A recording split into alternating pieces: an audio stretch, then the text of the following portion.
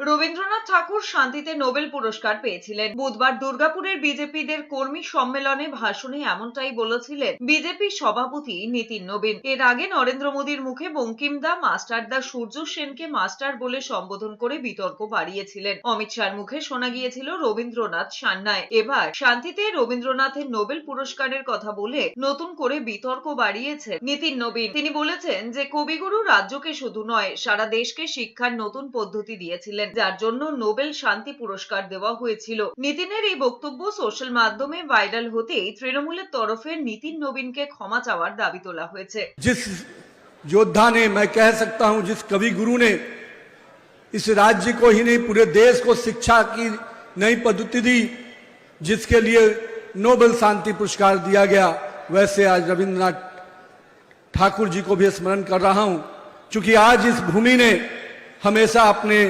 योद्धाओं के माध्यम से यहाँ के लोगों को एक नई ऊंचाई दी है।